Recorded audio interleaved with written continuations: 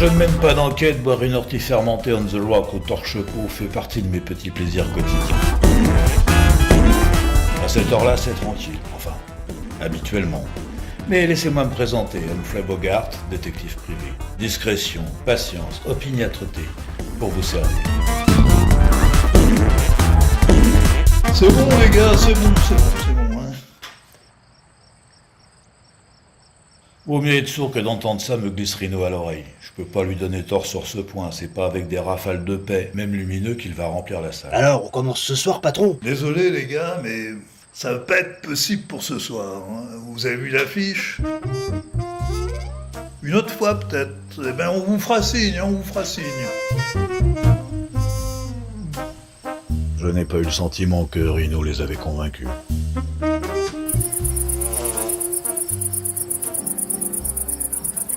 De gentiètes torche-peau, gingembre, framboise sur paille de grenade cerise.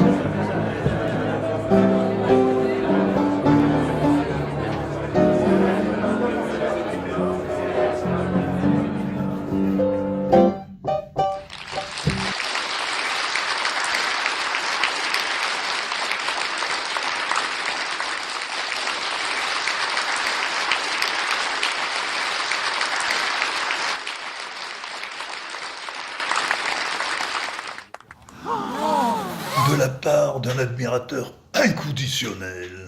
Mais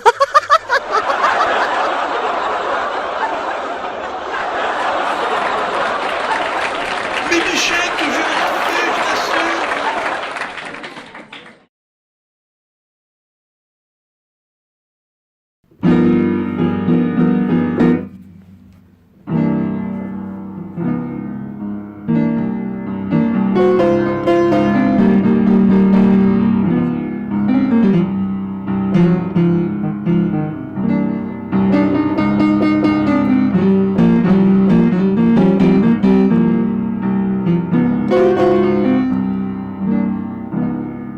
Si loin du pays, joli Basibi, bourdonnent les souvenirs du soleil au Chili.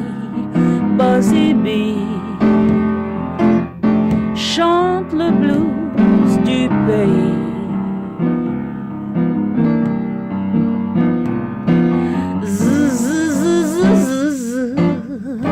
Basi nostalgie.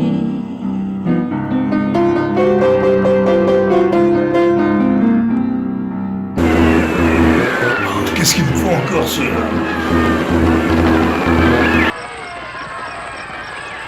Et que je vous revois plus! Mes amis, s'il vous plaît, en attendant le retour de la panda sur des paroles de Gérard Monveu et une musique de Pierre Aiguisé, je vais vous interpréter J'ai la rate qui se dilate. J'ai la rate qui se dilate, j'ai le foie qui est pas loin, j'ai le ventre qui se rend. Cette chanson ne faisait manifestement pas l'unanimité dans le public. La panda tardait. Je suggérais à Rino d'aller la chercher. Il envoya Lucan.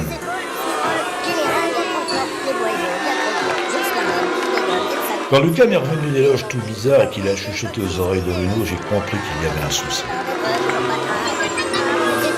La panda? Disparu? Je restais mandibulé. Rino me demandait de la retrouver au plus vite. La réputation du torche-peau était en jeu.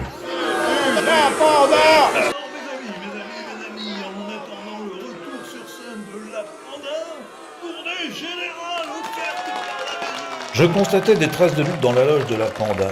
En fait de disparition, je flairais plutôt un enlèvement en bonne et due forme. Et pour l'enlever, il fallait être dans la loge. Or, le dernier à l'avoir vu dans sa loge, c'était Philus. De la part d'un admirateur inconditionnel. Mais je voyais mal un gringalet comme Philus enlever la panda. Encore que l'humiliation peut entraîner des comportements inattendus. Une visite à la fourmilière s'imposait.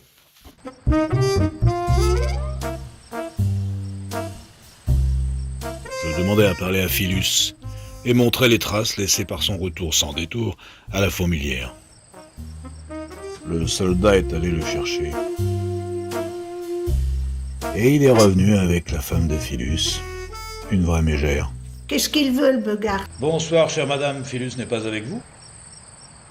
À votre avis, qu'est-ce que vous lui voulez? Savoir s'il est toujours dans la fourmilière. Et comment qu'il y est toujours? J'ai pas sorti ce bon à rien du torche-peau pour qu'il y retourne. Autre chose? Alors bonsoir.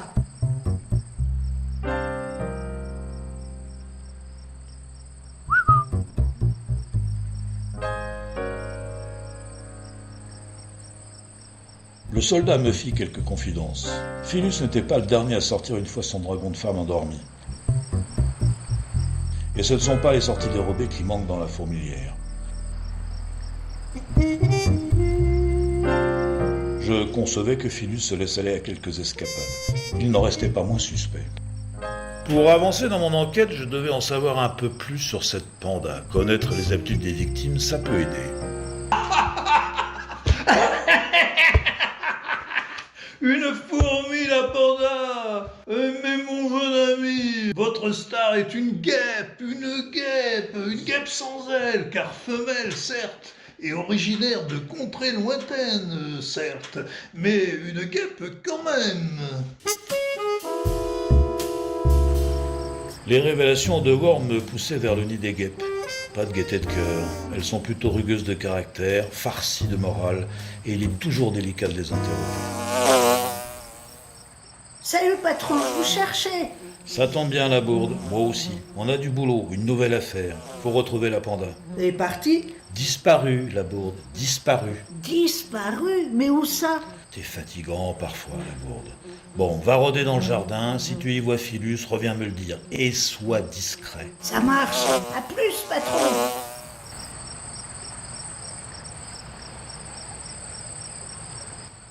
Fallait pas avoir le vertige pour aller interroger les guêpes.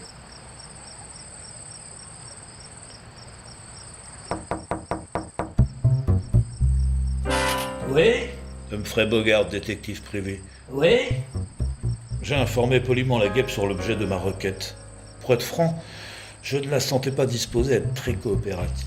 Surtout quand je lui révélais que la panda était une guêpe. Une guêpe? Cette créature grotesque, dépourvue d'ailes et de couleurs, grossièrement poilue, mais vous plaisantez! Mais pas du tout, madame, c'est une grande star qui chante au torche-peau et Mes qui... amis, quand bien même elle serait une guêpe et star, comme vous dites, jamais nous n'irions dans ce lieu de perdition qu'est le torche-peau. D'ailleurs, il serait temps qu'il ferme définitivement. Si je peux me permettre, chère madame... Partez avant que je ne vous chasse!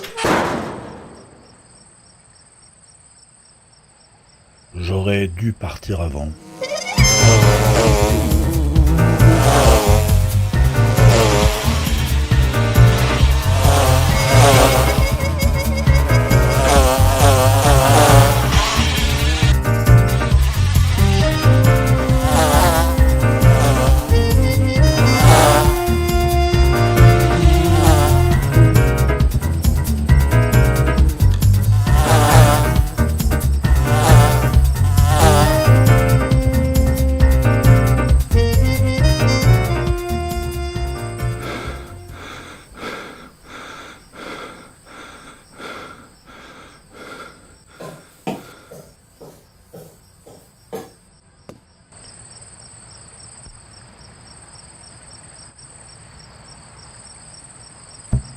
Je restais sceptique.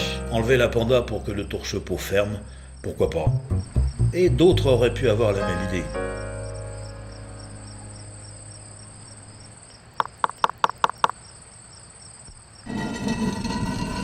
Ouais?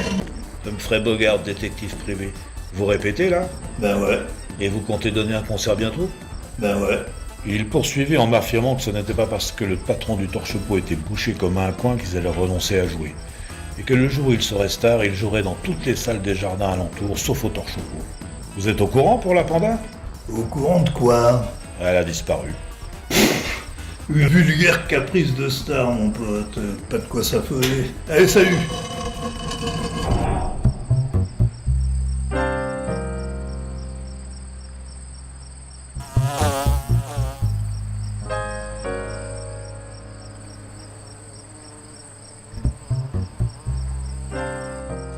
Que la panda se prenne pour une star, c'était une évidence. Mais quoi de mieux que sa disparition pour que les bombardiers jouent au torche-peau? Patron, je l'ai vu. Vu qui? Philus, dans un tas d'herbes coupées avec la plus jolie coccinelle du jardin, et ils se sont... Ça va, la bourde, on a compris. J'avais besoin de faire le point. Feuilleter le quotidien de la veille me détendait. Tu veux bien arrêter de voler, s'il te plaît? Et parfois la rubrique des pucerons écrasés apportait des renseignements précieux. Depuis plusieurs jours, nos compatriotes les guêpes sont victimes d'une vilaine épidémie. En effet, nos guêpes sont couvertes de boutons disgracieux. Les autorités du jardin ont donc pris la sage décision, il y a quelques jours, de confiner les guêpes dans leur nid tant que ne sera pas... Regarde! J'ai reçu ça. Si la panda n'est pas là ce soir, il existe d'autres artistes prêts à la remplacer. C'est même pas signé. Pas très surprenant pour une lettre anonyme, la bourde.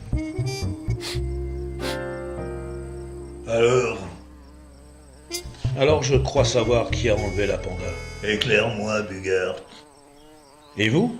Vous avez trouvé qui est le coupable? Comme je suis sympa, je vais vous remettre en mémoire les suspects. Alors, est-ce Philus, épris de la panda, ridiculisé et surveillé de près par sa femme? Les guêpes, désagréables et qui ne souhaitent qu'une seule chose, la fermeture définitive du torche-peau.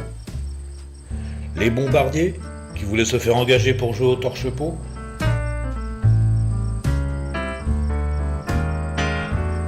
Allez, je vous laisse chercher.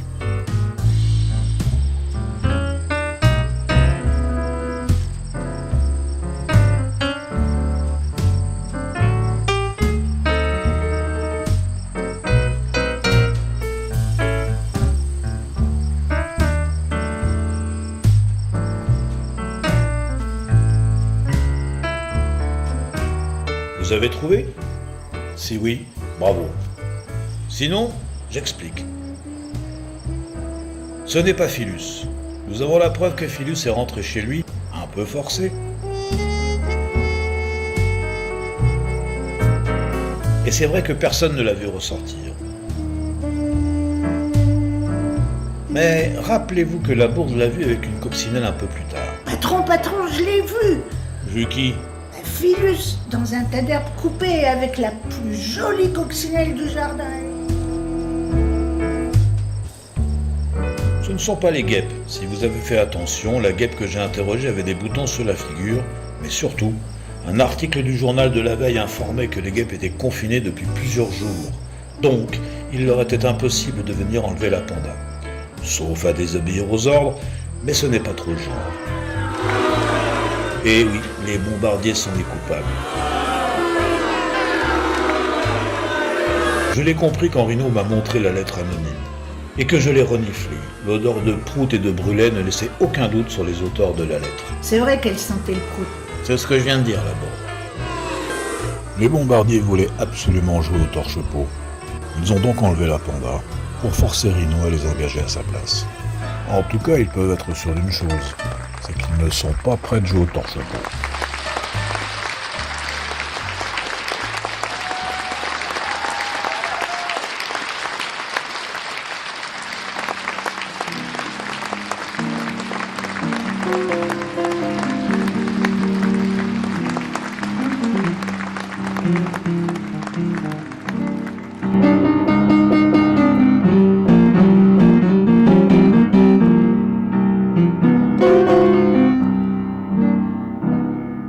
Si loin du pays, joli Basibi, beau dans les souvenirs du soleil au Chili.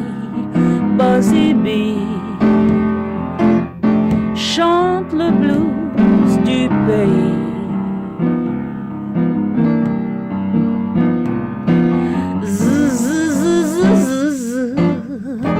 Basi nostalgie. Quelle classe cette panda!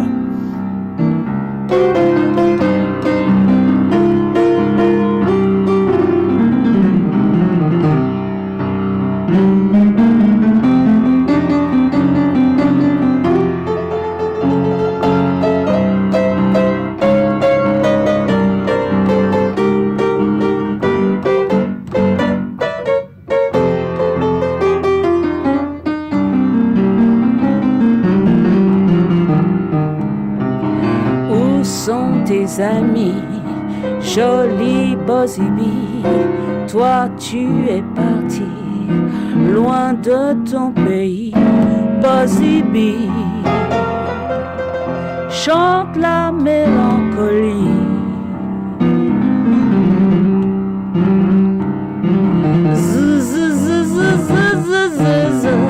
C'est le blues.